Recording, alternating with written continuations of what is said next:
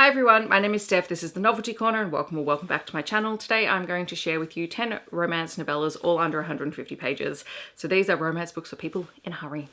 And these are all books that I have read this year. I didn't go back to previous years, I might do that in a future video, but I was just thinking about, you know, some people like to see all these things condensed into one list. So let's pop 10 of my favourite short romance novellas into a list, and that way people can find them a little bit easier rather than going through my books beside my bed videos, because there's a lot of those videos. Alrighty, so we are going to go from shortest to longest. The shortest book on this list is 56 pages, and that is The Witch's Wolves by Ellie McGregor. This is a polyamorous paranormal romance between a witch and two wolfmen. The female protagonist is escaping sort of persecution in her town, and she stumbles across this cabin in the woods where these two wolfmen are committed partners, and they invite her into their relationship, and it's just a delightful, steamy little time. Coming in at 61 pages is The Worst Wingman by Jiminez. This was part of an Amazon Originals short series. This is the story of two strangers who meet and fall in love while exchanging letters on a car windscreen.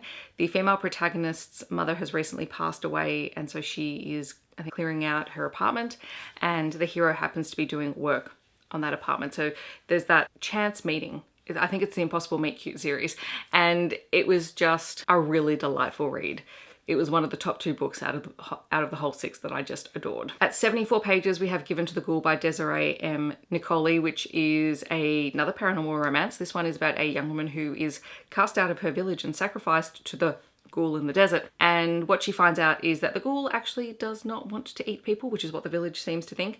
And they end up falling in love. And this book is just delightful. This was one of my favorite reads of June. I actually have 2 books by Desiree Niccolli on this list, and I am not sad by that, and I'm definitely not apologetic about it because they're fantastic. Also at 74 pages is His Grandfather's Watch by N.R. Walker. This is a really short queer romance between 2 men who meet when one of them brings his grandfather's watch into a watchmaker's shop to be fixed. And as the watchmaker is fixing up this watch, he discovers some secrets about the grandfather of this other man, and together they begin to unravel that and then fall in love along the way, which was really, really lovely. It's a super quiet story, but N.R. Walker's writing style is just great. At 84 pages, we have the second Desiree Niccolli story. This is Follow Me to the Yew Tree, which, oh my goodness, another favorite. This one is about a woman who is able to foresee death. She comes across a man who has returned from war, and she recognizes him as potentially like her fated mate kind of character. This is a paranormal story, and they walk together and they get to know each other and they begin to fall for one another, and then she foresees his death, and it's just heart-wrenching and complex. He's dealing with a chronic illness and she needs to learn to understand that and come to grips with it, but it is about their love and their love story. It's great. It really is. At 98 pages, you have Kink in the Road by Evie Mitchell, which is her most recent release. It's the first book in the Men of Trinity Bay series. And I believe all of these stories are going to be polyamorous or waichus stories, which is really fun.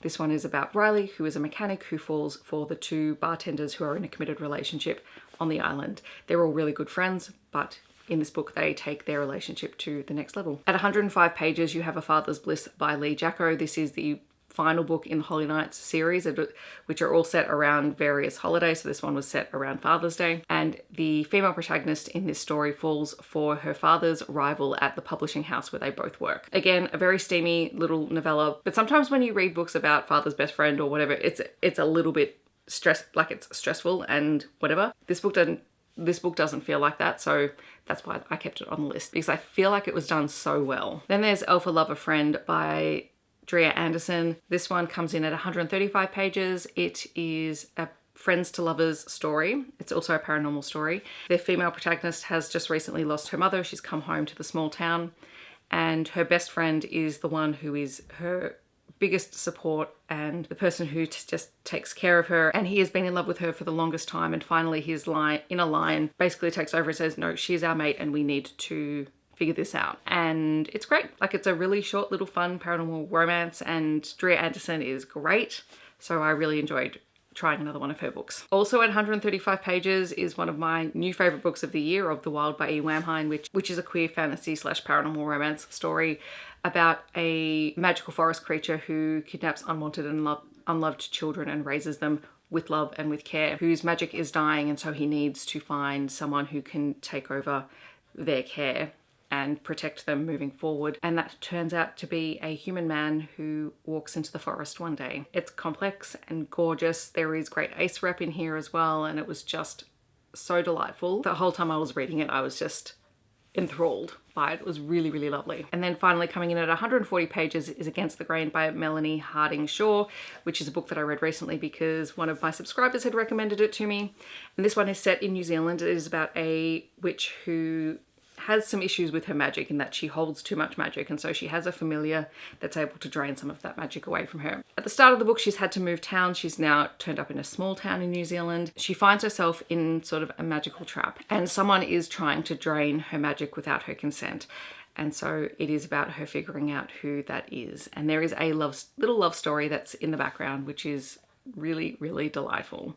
This one does also feature chronic illness representation. I also appreciated seeing that in there as well. So those are 10 short romance novels. Hopefully there is something in there that piques your interest if you haven't seen any of my other videos or you missed me talking about any of them. In the comments, I'd love to know if you have read any of these or if you're planning on picking any of them up, or if you have another recommendation that is under 150 pages, feel free to leave that down below. If you're here but you don't want to leave a comment, feel free to leave a watch emoji down below. Otherwise, I hope that wherever you're in the world, you're staying safe and healthy. Thank you so much for watching, and I'll see you in my next video. Bye everyone.